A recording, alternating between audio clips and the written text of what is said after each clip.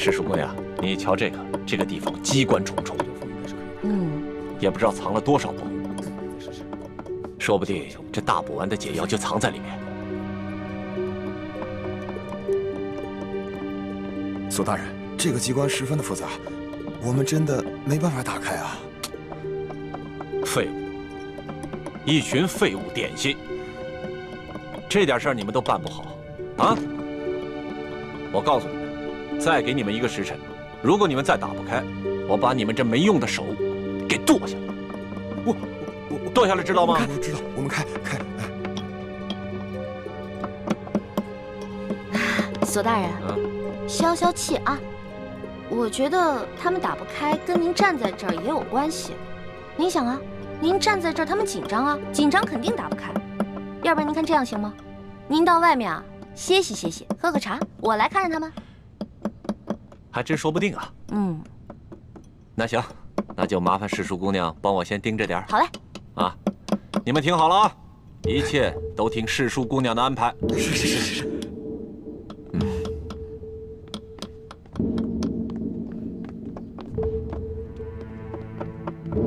师叔姑娘，这个机关设计得非常巧妙，我等真的无力打开啊！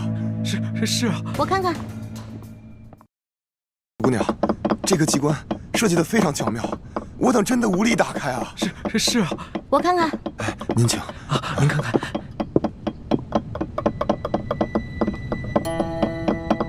哎，师叔姑娘，你也会开机关啊？嘘，小声点啊，这事儿不能声张。这个机关我要是开不了的话，你俩手可就保不住了啊！是，我们不说。我这次要是开不开的话，千万别怨我啊！不会，能开。哎，您请。哎，您请。天灵灵，地灵灵，保佑我一定要开啊！保佑。都过了1个时辰了，师叔姑娘，你到底行不行啊？哎呀，别催我了，恐怕我们的手是真的保不住了。是啊。能不能不要那么绝望啊？我有种预感，我很快就能打开，很快。这真的假的啊？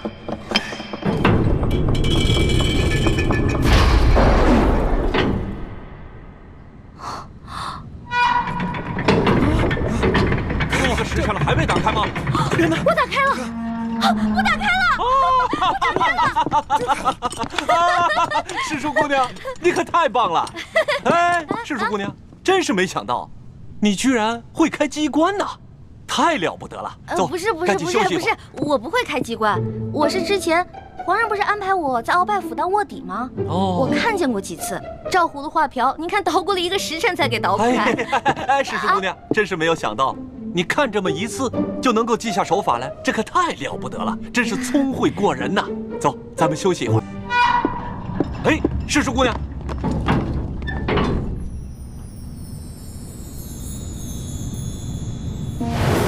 你们俩把工匠带走，给他们打赏，快！知道。谢。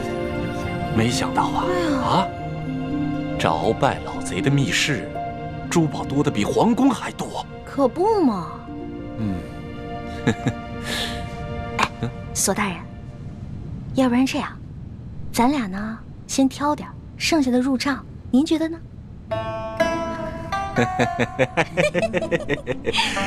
这和师叔姑娘一起办案，真是太开心了。是，您那边，我这边，怎么样？行动！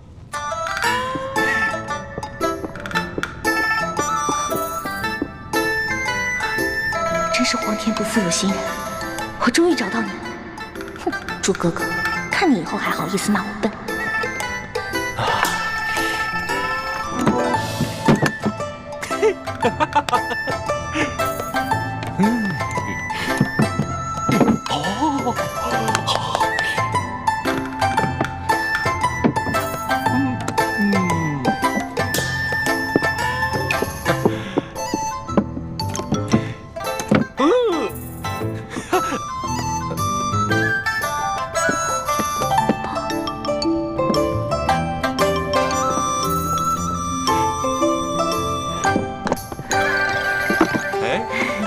师叔姑娘，你这就挑好了？当然了，再多挑点吧。哎，不了，我挑的已经够多了。索大人，您再接着挑点呗。我呀，哎呀，我想起来了，不对呀，怎么了？这大补丸的解药还没找到呢，怎么跟皇上交代？那您要不要再带着手下人继续看看？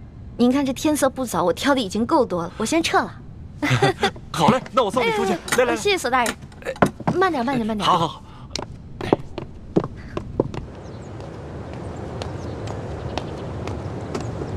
李太医，太皇太后凤体前安，李太医，赶紧过去看看吧。好，卑职这就过去。公公将来告老还乡的时候，可否会回陕西榆林去安享晚年啊？不回去啦，没有亲人的家乡还算什么家乡啊？公公在这世上，当真连一个亲人都没有吗？本来是有个孪生哥哥，但几十年杳无音信，恐怕早已死在乱军之中了。万一公公的哥哥吉人自有天相，还活在这个世上，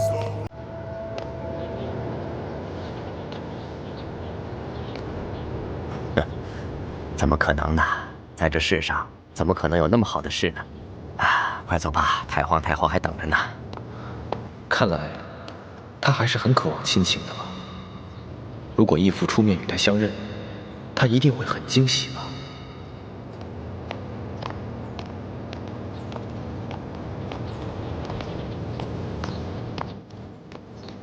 公公，太皇太后的病一向是院判大人亲自救，今日怎么突然选我这个排名最末的太医？这个咱家就不清楚了。也许是院判大人觉得你年轻，却医术高明，太皇太后也就留上心了吧。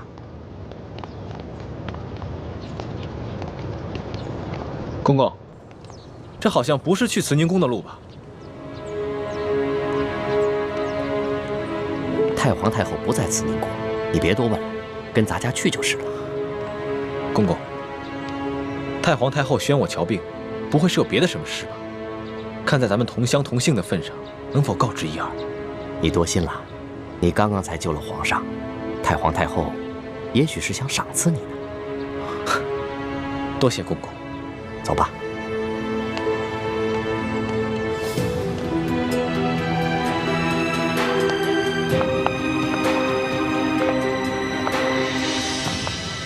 厉贵人，您吉祥。李公公安好。微臣参见厉贵人。李太医免礼。谢厉贵人。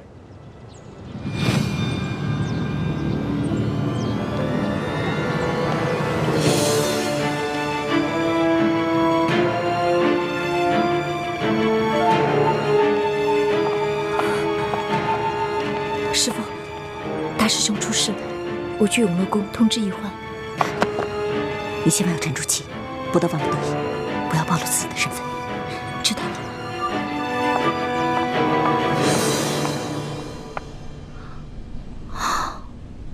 踏破铁鞋无觅处，得来全不费工夫啊！如果朱哥哥看到这个铜匣子，一定会惊喜万分的。到时候我就将找到铜匣子的过程说得惊心动魄，让他们以后再也不敢小瞧我这个小师妹了。哼！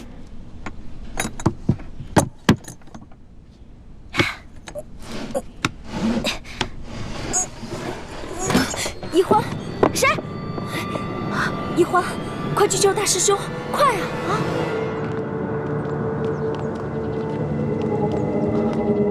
李公公，太皇太后不是宣我来看病的吗？怎么把我带到这儿来了？有什么事情先进去再说啊！开门。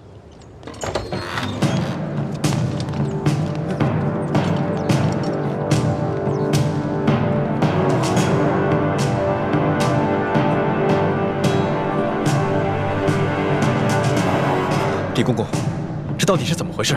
太皇太后懿旨，将你们这些捉拿鳌拜有功的人聚在一起，每个人赐一杯御酒。龙小弟，我求求你去救救我哥哥，还有那些工人吧。他们犯了什么错？他们不就是看我打了你一巴掌吗？可是，他们就要因此失去自己的性命吗？这不公平啊！朕已经吩咐过所有人守口如瓶了，没想到还是传到了太皇太后的耳朵里去了。现在太皇太后已经下了懿旨，朕也不好公然对抗她的权威啊。太皇太后的权威，难道比那些人的性命还要重要吗？太皇太后要维护的是皇权的威严，这是紫禁城，有很多规矩，不仅这里的大小奴才要遵守，连朕也必须得遵守。祸是我闯的，跟他们没有关系。之前打了你一巴掌，你打我吧，打我多少下都行。你别闹了，你以为这是小孩子过家家呀？现在做什么都来不及了，太皇太后不会放过你的。等他处理完你哥哥那些人，就会轮到你了。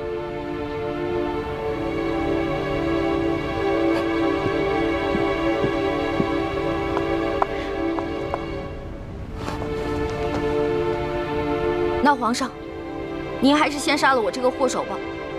如果先杀了我的话，死在哥哥的前面，我就不会那么内疚了。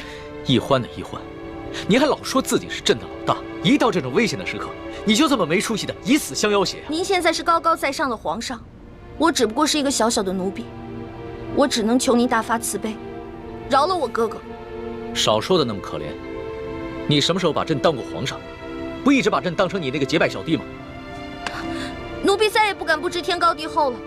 您现在是皇上，不是奴婢的龙小弟。皇上，之前都是奴婢错了，要罚你就罚奴婢吧。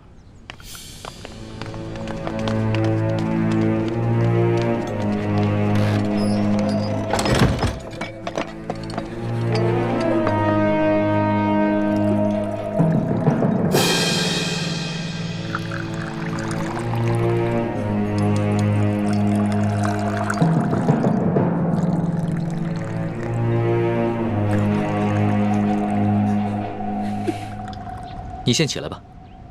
我不起。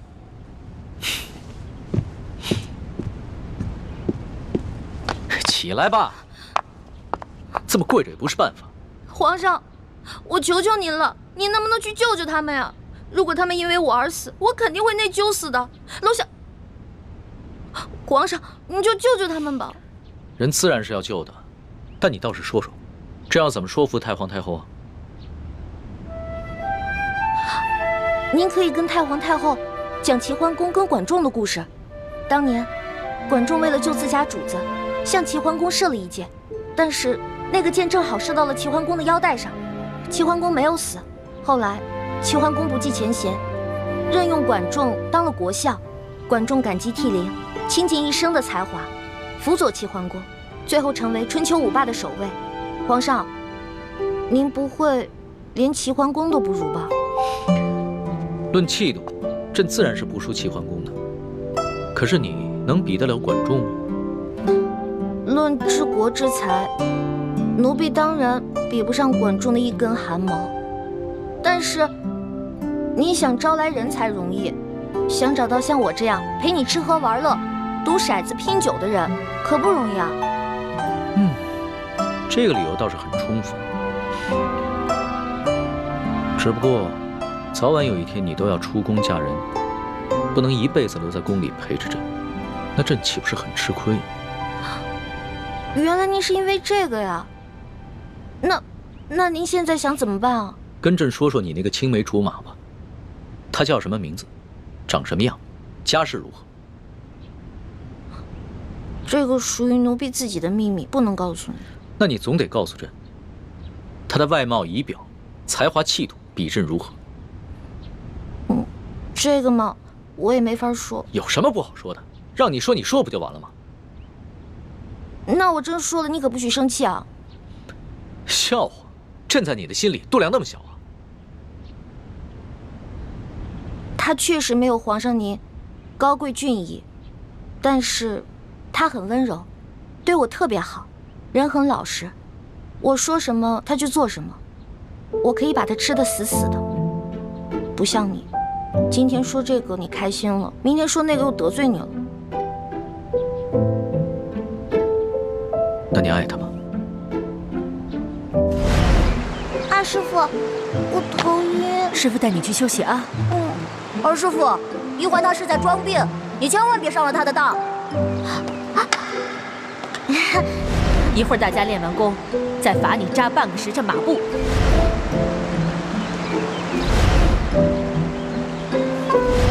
玉欢妹妹，你别生我的气了好吗？欢妹妹，这个给你，我们和好吧。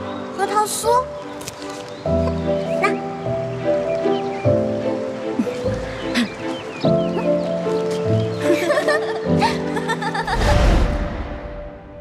哎呀，皇上现在都什么时候了，您还说这些闲话？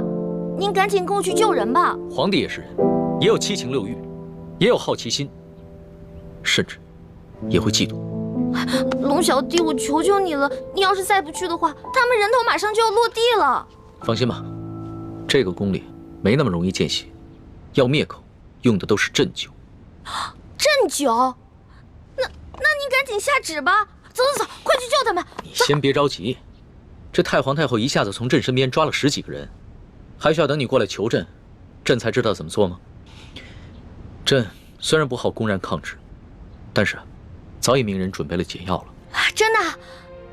那你不早告诉我？不对，你是不是得需要什么条件才能给我解药？当然。朕就想问你一个问题：你爱这个青梅竹马吗？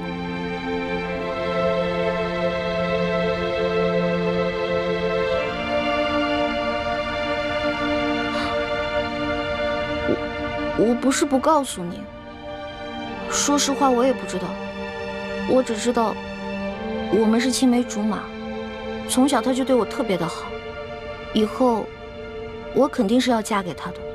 至于爱不爱，我自己心里也不清楚。哎呀，好了，我现在回答完了，你可以跟我去救人了吧？等一下，朕还有一个问题。你怎么那么多问题啊？你有话快说，有屁！皇上您问吧，您快点问。你爱朕吗？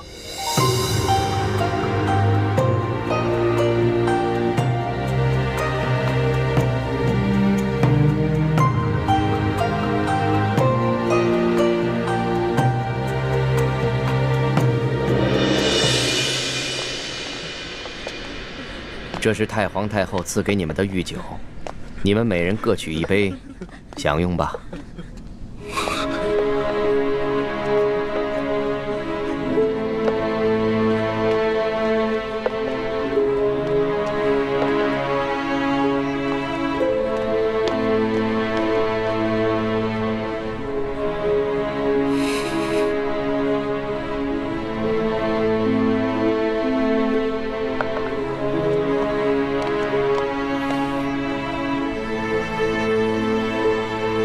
这酒有毒。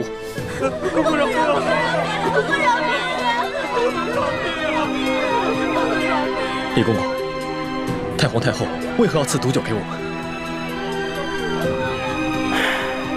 咱家也没有办法。事到如今，我就让你们做个明白鬼吧。都怪你们的运气不好，看到了不该看的场面。李公公，我们什么都没看到，不明白你在说什么。还请您帮我们向太皇太后求个情，饶了我们大家吧。咱家没有这个面子，更没有这个胆子。这太皇太后的懿旨既然已经颁下来了，谁都救不了你们了。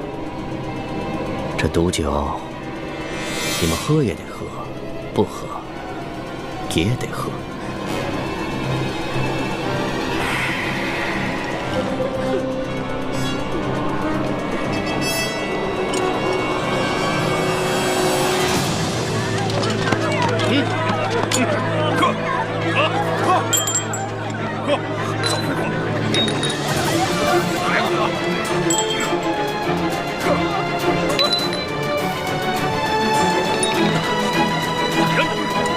李公公，我有重要的话要跟你说。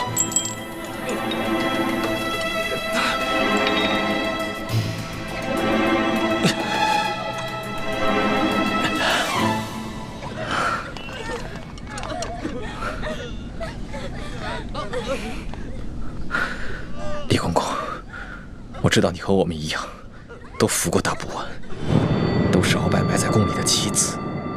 今天，你若不救我和这些工人，那么你的秘密，我也不会再替你保守了。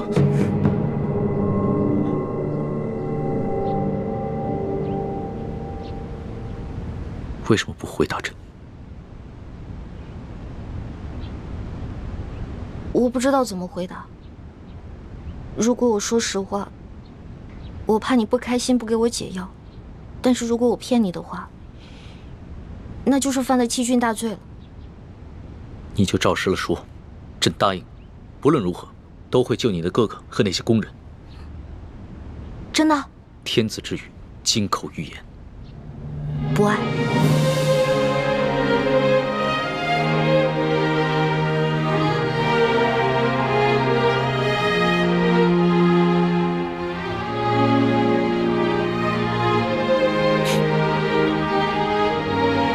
这两个字说的真干脆，丝毫不顾及朕的感受。我之前就跟你说过，皇上是这个天下最不值得女人爱的人。可是作为老大，也许我会爱上结拜小弟龙三，但是作为奴婢，我永远都不可能爱上皇上。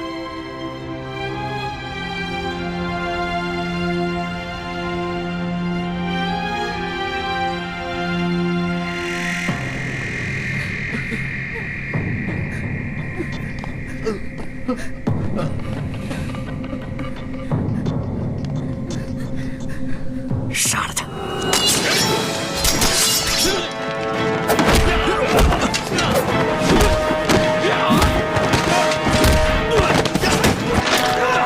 李德福，想不到你要杀我灭口！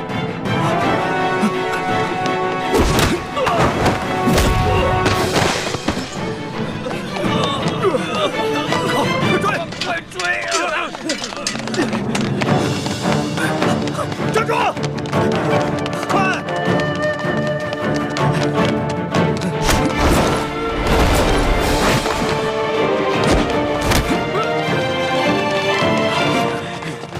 李太医，你杀了我，你也活不了。李德福，你别以为杀了我就没有人知道你是鳌拜的内奸了。你别忘了，我还有我妹妹易欢，我若是死了，她绝对不会放过你。李太医，你我都是同乡又同姓，我本来是想照顾你的，可是太皇太后这懿旨一下来，我们这些做奴才的，除了照办还有别的办法吗？我救了皇上的性命，又助皇上擒拿鳌拜，立下大功，太皇太后怎么可能不分青红皂白，就要置我于死地？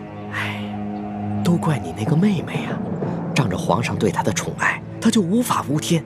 我在这宫里都已经几十年了，我从来没有看见过哪个宫人敢打皇上的。易欢呢？现在怎么样了？我不知道，但我知道太皇太后不会放过她。李太医，你先把我放了，继续替我保守秘密，让我去向太皇太后求情，我尽量求情，你看怎么样？那些工人呢？哎呦，这都什么时候了？咱们都泥菩萨过河，自身难保，哪还有闲心顾及他们呀？不行，我不能眼睁睁看着这么多无辜的人丧命。我要见皇上。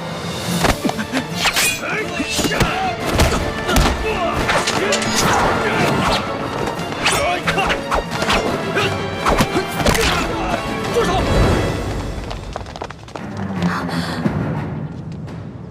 皇上，微臣参见皇上。平身吧。李太医，朕赦你无罪。你现在马上和索额图去解救那些中毒的工人。微臣遵旨。这，快！李德福，这差事你办的可真是用心啊！皇上恕罪。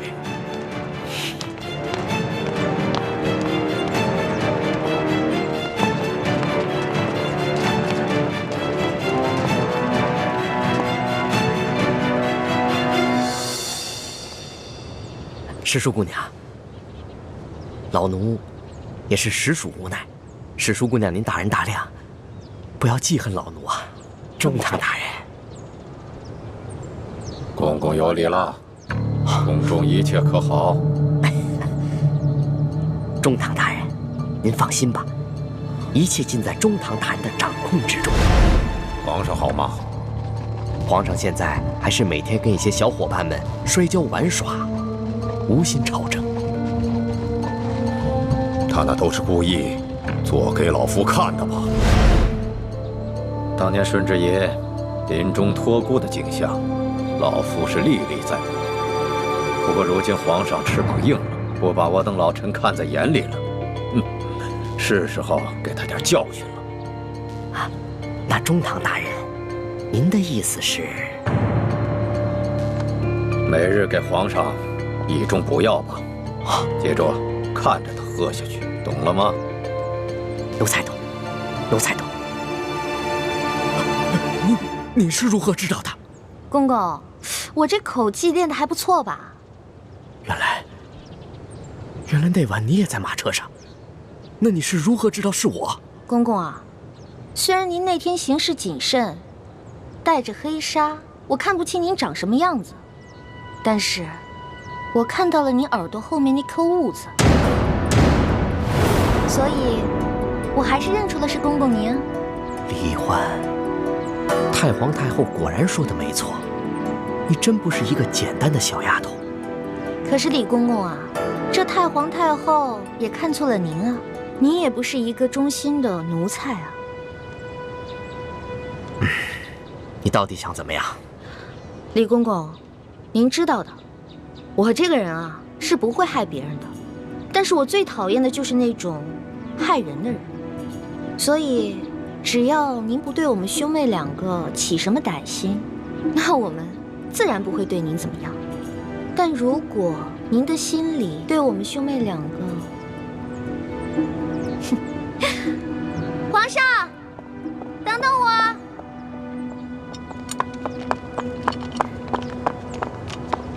龙小弟，谢谢你啊。其实就算你不求我，我也要救那些宫人们。虽然这会让太皇太后特不高兴，但是朕已经擒下了鳌拜，真正亲政，朕必须坚持己见。不过这个李公公实在是太讨厌了，向太皇太后告密的人肯定是他。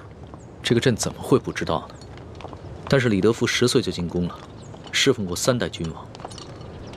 太皇太后对他十分宠信，打朕小的时候，就是由他把朕的一举一动汇报给太皇太后，这已经是惯例了。就算朕有不满，也无可奈何呀。没想到皇上也有这么多的无可奈何啊。当皇上无奈的事情多着呢。对了，大补丸的解药你搜到了吗？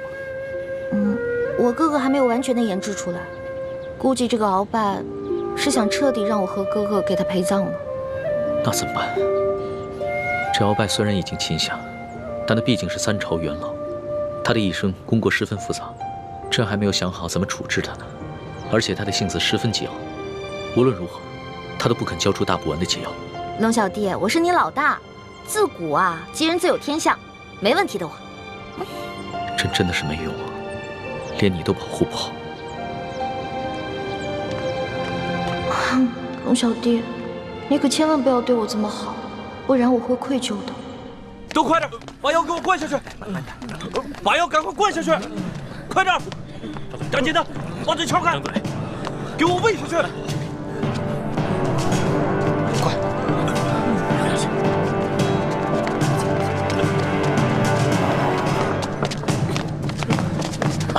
皇上不必多礼，先救人吧。快救人！皇上，我已经安排他们把药都给灌下去了。那他们是不是得救了？药已经喂下去了，命是保住了，但是什么？但是，这酒毒性实在太烈了，纵然服下解药，毒素也早已侵害了他们的咽喉。从今以后，他们再也不能说话了。张嘴。你是说，他们以后都是哑巴了？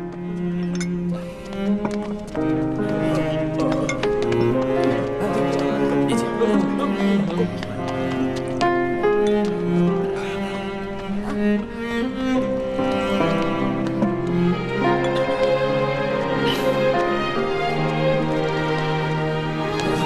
是我害了你，对不起。是我害了你们。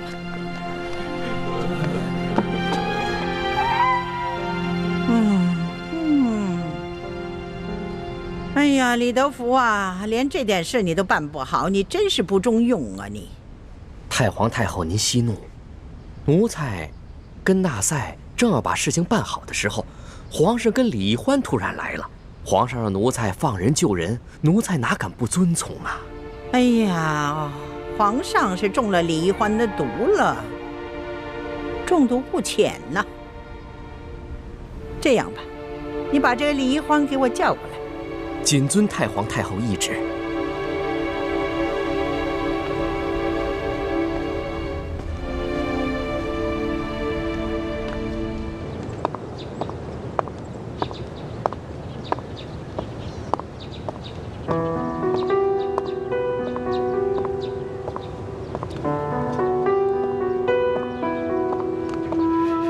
龙小弟，没想到我冲动打了你一巴掌，居然害了这么多无辜的人。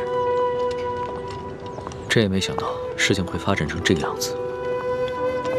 在朕的心中，一个好皇帝，与其让臣民们畏惧，不如让臣民们敬爱。难怪人们都说伴君如伴虎。你现在明白为什么我说你是全天下最不值得女人爱的男人了吧？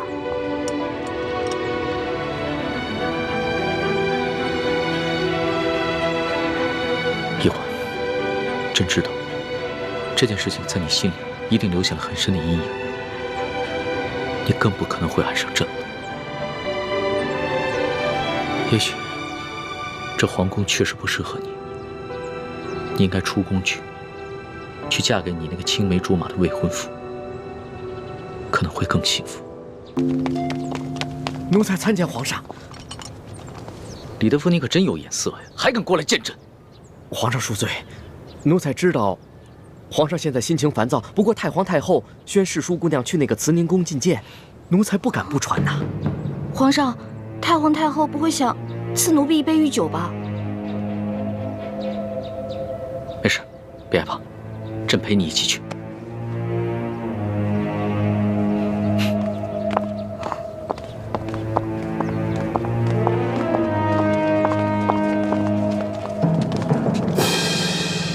皇上驾到！皇上吉祥！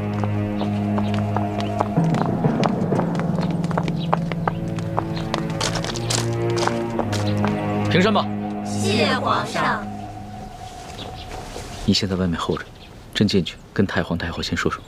皇上，奴婢这颗脑袋能不能保住，可就靠皇上你了。放心吧。这太皇太后肯定不是个好说话的，万一皇上的面子她也不卖，那我是不是该赶紧脚底抹油溜啊？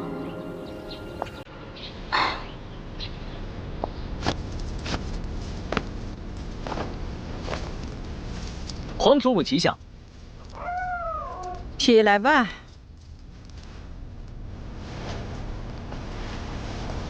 刚刚擒拿了鳌拜，还有许多善后的事情需要做。皇上怎么会有闲暇来陪哀家这老太婆呢？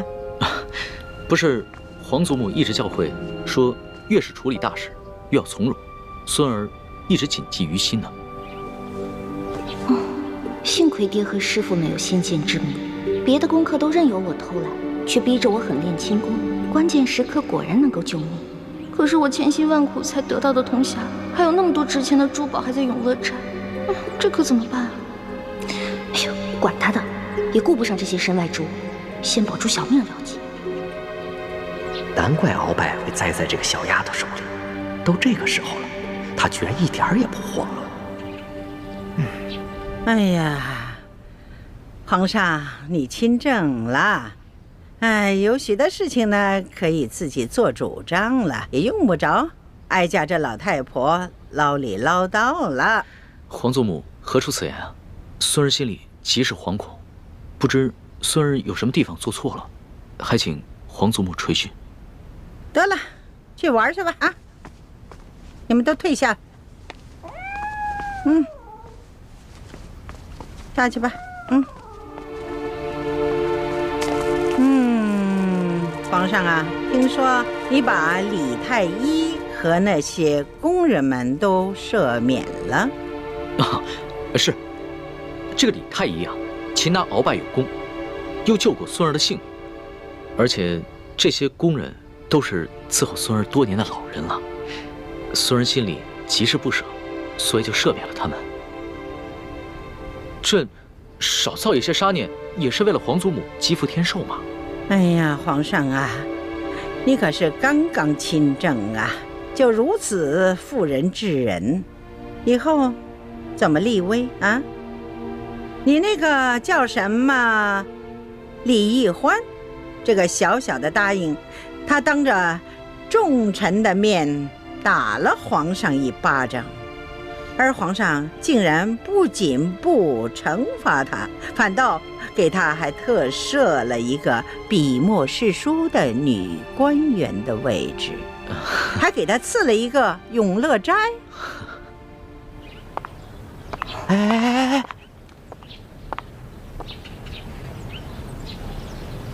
这些做奴才的可真小心，唯恐听到了不该听的，都站得远远的。我可顾不了那么多了，我得认真的听着，万一龙小弟顶不住了，我好赶紧溜啊！皇上，你这法度尊严何在呀？哀家本来想协助你处置这些事，没料到你已经特赦了他们。你眼里还有哀家这个把你从小苦心养大的，把你扶上皇位的老祖母吗？你全然不顾哀家这副老脸了。皇祖母息怒，若是因为此事伤了皇祖母的凤体，那可真是孙儿的罪过了。皇上若眼里还有哀家，就立刻下旨赐死这个李欢。好狠的老太婆，果然还是不肯放过我。龙小弟，如果你保不住我，那我就只能发个讯号，通知祝哥哥和我一同撤离了。那你从此之后就再也见不到我。你可不要怪我绝情啊！谁叫你这个皇帝当得这么窝囊，连自己的结拜大哥都保不住。孙儿自小就没了父母，全凭皇祖母的疼爱，才将孙儿一手养大。孙儿对皇祖母之心，那是天地可见的。此事，孙儿可能处置上有些不当，但绝无半点忤逆之心啊！唉，罢了。皇上呢是仁慈大度，也是正当年少多情嘛，也难免呢迷了心性，失了分寸。起来吧。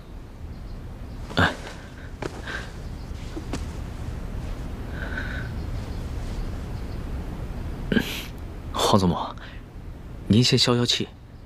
这个易欢呢，是孙儿在出宫微服私访的时候结识的。那个时候，孙儿一时玩性大发，就假冒侍卫龙三的身份和他结了拜，还谎称自己是皇上的替身。没想到他还真信了，所以他后来才打了孙儿一巴掌。其实吧，他不是冒犯龙威，他只是把孙儿当成了他那个假冒皇上的结拜小弟了。他居然不知道你是皇上？是啊，这个易欢出身草莽，没见过世面，性子又天真烂漫。孙儿也是一时兴起想骗骗他，没想到他还真信了。为了帮孙儿这个所谓的替身对付鳌拜，他还不惜性命，与鳌拜那是以死相拼啊！若是宫里的其他人对孙儿不敬，那自然是死不足惜。可是易欢她只是一个重情重义的傻丫头，又何必与他一般见识呢？哼，原来在你心里，我就是一个傻丫头。你认我做老大，就是为了戏弄我找乐子呢。皇祖母，说实话，这宫里又有哪一个女子肯为了孙儿不惜性命，与鳌拜以死相拼呢？就看在他对孙儿这份难得的情谊上，饶了他吧。皇上，能说一句老实话吗？你是不是真的为这个李易欢动了心了。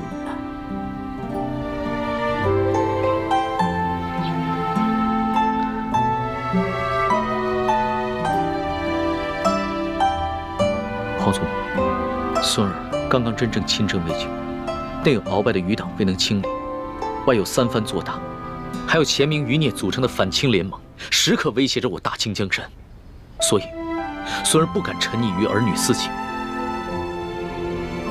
对任何女子都不会真正动心的。龙小弟，原来你对我果然不是真心，这样也好，咱俩互不相欠。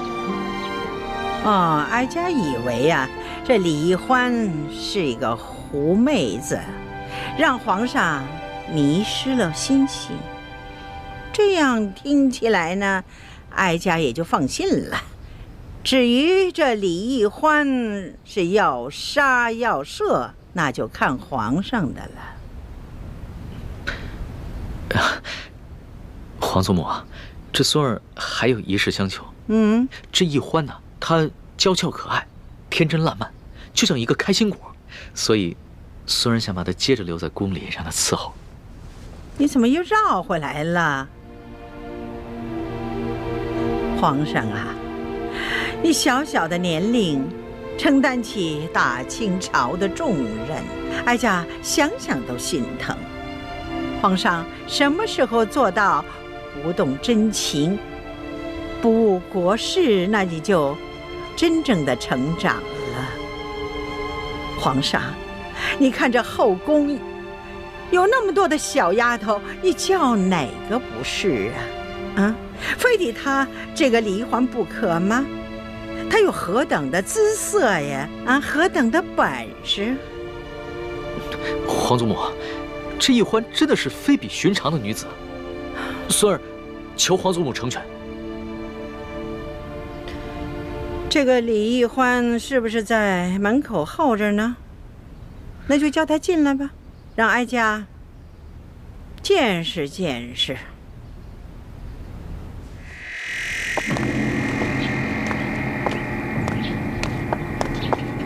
太皇太后和皇上宣世淑姑娘觐见。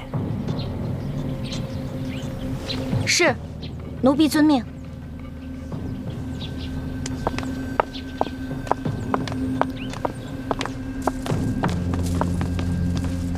太皇太后，皇上，世淑姑娘觐见。太皇太后吉祥，皇上吉祥。果真是一个灵秀的人儿。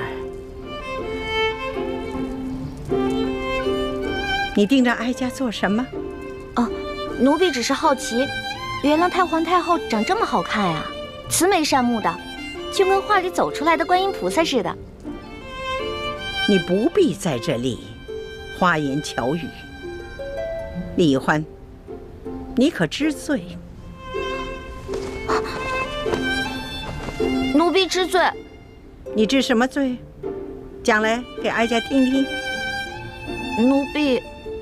奴婢白长了一双眼睛，没有认出来皇上就是货真价实的真龙天子。奴婢更是长了一个猪脑，居然皇上说什么，奴婢就信什么。你看，皇上，你看这小丫头啊，她哪里是在认罪呀？她分明的是拐着弯的数落皇上。皇祖母，这丫头一向如此，心直口快，不知轻重。那你就起来吧。谢太皇太后。太皇太后，奴婢说的都是真的，没有骗您。当初奴婢看上皇上穿着龙袍，坐着龙辇，回到御书房的时候也觉得好奇，奴婢就追上去问皇上：“哎，你到底是皇上还是龙三啊？”结果皇上一脸严肃地跟奴婢说：“嘘，小声点，我当然是龙三，不是皇上。”你不是皇上，可是为什么外面那些人都跪下叫你皇上呀？那是因为我呀是皇上的替身。你是皇上的替身啊？对啊，因为我身形跟长相都酷似皇上，所以我是皇上的替身。你也知道，咱们大清虽然入关数十年了，但是根基未稳，皇上又年少，刚刚亲政嘛，不光这前明余孽，还有很多朝中的大臣都想谋杀皇上，所以呢，我就当皇上的替身。原来是这样啊，怪不得你会跟我结拜呢。要是皇上的话，怎么能跟我结拜呢？对啊对啊，这回知道了吧？为什么我龙三你在宫里打听不出来了吧？那是因为我不是一般的侍卫，我呀，只需要在皇上需要我的时候出来露面就行了。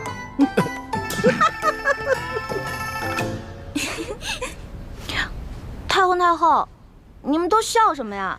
奴婢说的都是真的，没敢骗你。奴婢当时就想，龙小弟真可怜，为皇上卖命，还得替皇上挨刀子。这丫头啊，果真有趣呀！皇祖母，当时的情形啊，确实如此。孙儿啊，也是一时童心未泯，见这个丫头什么都不懂，特别有趣儿，想逗一逗她。想逗逗我，但是奴婢当真了，真的把皇上当成兄弟，不想看着你去死。太皇太后，奴婢真的以为他要去跟鳌拜拼命，所以就把身上的金蚕背心脱了下来，给了他，还陪着他一起去跟鳌拜拼命。要不是我哥哥及时赶到，恐怕我跟皇上就……瞧这丫头啊，委屈的哟。得了，哀家呢就饶过你了。真的？嗯。谢太皇太后，还是太皇太后好，不像皇上，就知道欺负奴婢。哀家听说你在大庭广众之下，当着那么许多的大臣们的面，打了皇上一巴掌，是吗？哀家着实的恼怒啊！没想到，就像皇上说的，你只不过就是一个不懂规矩，而且呢，还对皇上有恩有义的一个小傻丫头。所以太皇太后，您的意思是，可以饶恕奴婢啦？不，你毕竟打了皇上，你这叫犯上啊！要是对你不进行惩罚，哀家和皇上的威严何在呀？太皇太后，您还要罚奴婢啊？哀家对你呀，是死罪可免，活罪就不能饶啊。这么着吧，你哪只手打了皇上，那就伸出哪只手来，就得挨打50手板。太皇太后，我爹跟师傅从前总打我手板，我都打怕了，能不能换一个不打手板啊？死罪都给你免了，你还在讨价还价呀？不是，奴婢不敢还价，只不过奴婢是用右手打的皇上，可是奴婢这右手受了伤，还缠着绷带呢。太皇太后，您看。是啊，皇祖母，奕欢手上的伤啊，还是为了救孙儿，被鳌拜用匕首给刺的，这伤口又长又深，这血好不容易才止住的，现在还没愈合呢。那就伤好了再打。太皇太后，您就饶了奴婢吧，奴婢知错了，奴婢以后再也不敢了。这样吧，哀家呢再给你一个机会，哀家出3个题目，你要是答对了，就免去这50手板。考试啊？奴婢最怕考试了，能不能不考试啊？你这个小丫头啊，又怕死，又怕挨打，又怕考试，那怎么着？那是挨杀头呢，还是挨打呢？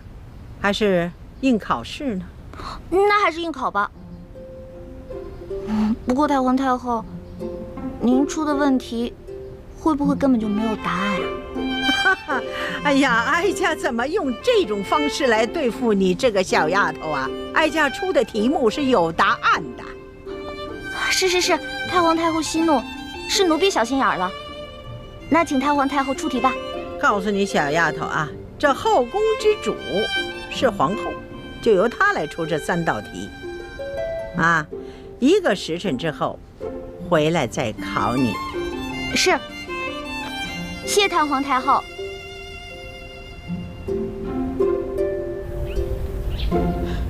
皇祖母，你就这么轻易的放过李易欢那个狐妹子了？不放过她又该如何呀？就算是灭了她，你想想，皇上也不会亲近你，更会疏远你的。哀家也会遭到一生的怨恨的。那您就不担心李易欢继续留在宫中祸害皇上？开始的时候哀家也有担心，可后来一见到这个李易欢呐，她只不过就是一个鲁莽的小丫头而已呀。皇上也就是少年心性，找一个新鲜有趣的玩伴而已。所以哀家呢，想放他一马，等待以后视情形而定吧。既然皇祖母都这么说了，那妾身就暂且忍耐了。哀家出了这3道题，一是为了考量一下这李易欢，二呢，也好给皇后一个机会。现在呢，这前面这2道题呢，就由皇后来出，最后这道题由哀家来把关。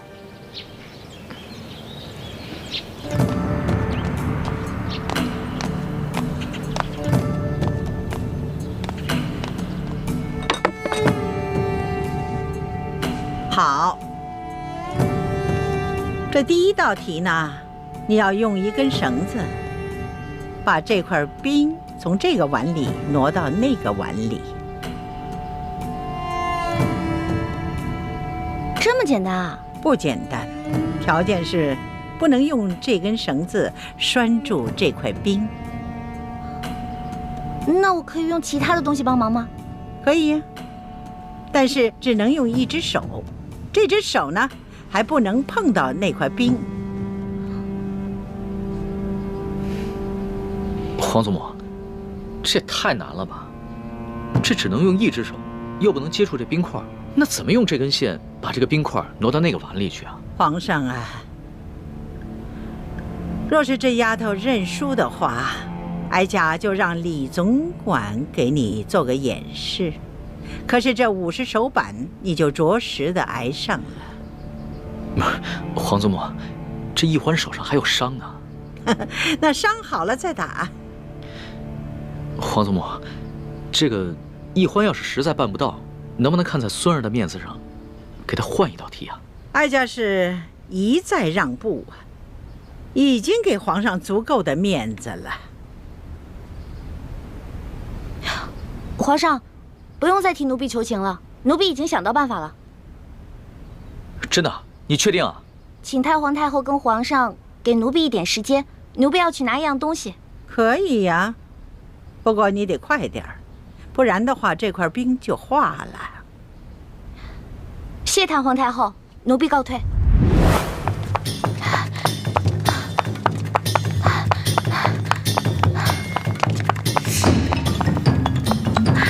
让开！哎，谁家野孩子呀？没点规矩！让开！哎，这孩子。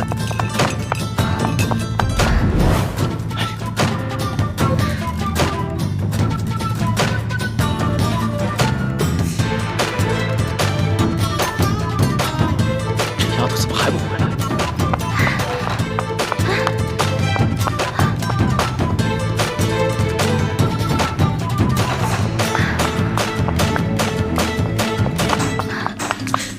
这冰都快化了，你想出来办法没有？奴婢想到办法了。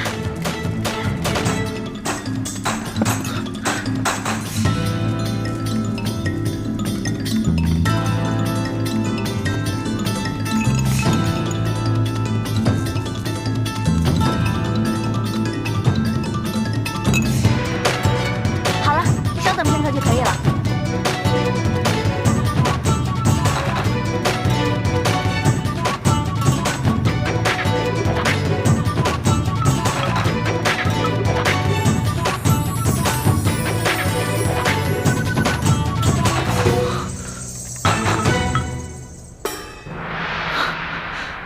这丫头，没想到居然用这个法子。你这罐子里边装的什么东西啊？这是奴婢抓紧一切时间从御膳房拿了一罐盐。哦，朕明白了。朕以前学的功课里边也有这一门知识，只不过刚刚情急没有想起来。易欢，想不到你还挺博学的。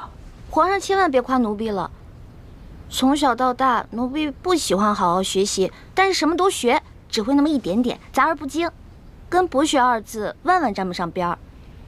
奴婢之所以知道这个办法，是因为小的时候，在冬天啊，奴婢喜欢跟自己的哥哥用盐水呢冻冰人儿，所以才知道这个法子的。好啊，小丫头，这第1道题就算你过关了。哀家接下来再考你第2道题。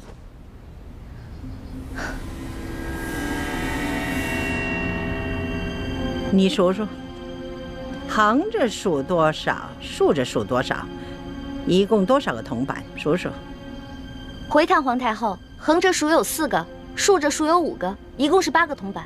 好，你就从这8个铜板里头拿出1个铜板来，把这2列铜板变成都是5个。啊？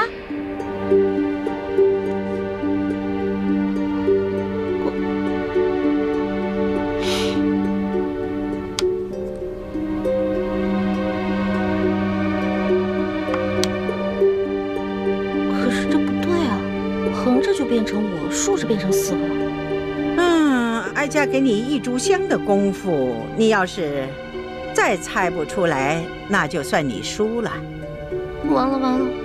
小的时候，奴婢不想好好学习，老在师兄师姐面前捣乱，而师傅们总是吓唬我，把戒指高高举起，轻轻放下。啊，这下好了，以前没挨多少打，现在又全给补回来了。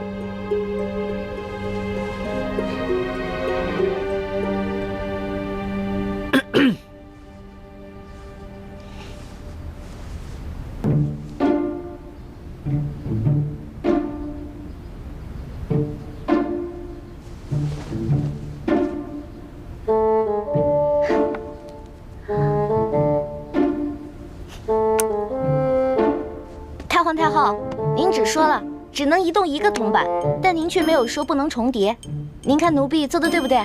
哎呀，小丫头啊，这是你自己想出来的，还是有人帮衬你作弊呀？太皇太后恕罪，其实是皇上先想出来的，然后告诉了奴婢，奴婢才说出答案的。你这丫头，朕好心帮你，你还出卖朕。皇上，对不起，如果这道题没做出来是小事儿，但是如果因此欺瞒了太皇太后，那可是犯了大罪。皇祖母，其实呢，孙人也就是摆了个手势，不能算是作弊。再说了，这道题啊，它本来就简单，孙人就算不提醒易欢，易欢他自己也能想出来的。你这易欢小丫头，她若是不承认，你皇上也不承认，那哀家再怀疑也逮不着你们的把柄。罢了，就看在你这小丫头诚实的份上，这道题就算过了。谢太皇太后。太皇太后，您人真好，就像画里走出来的观世音菩萨转世似的。净说漂亮话。好了，哀家呢，接下来再给你下第3道题。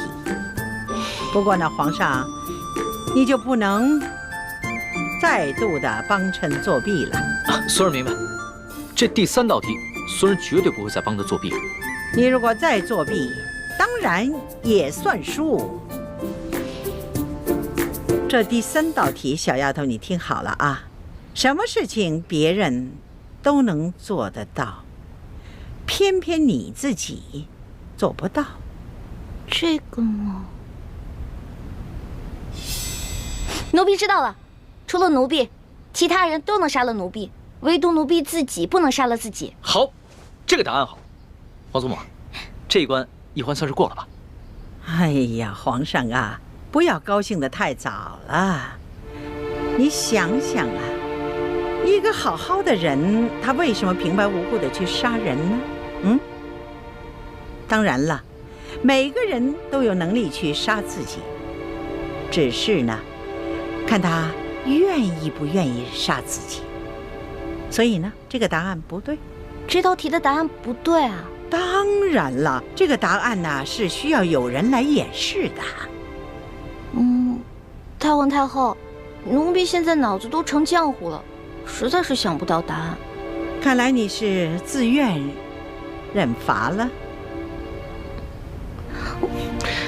皇祖母，孙儿也不敢再为奕欢求情了。孙儿只是希望你能多给奕欢宽限1日的时间，让奕欢自己回去好好想想。好啊，那就看在皇上的面子上，就宽限你1天。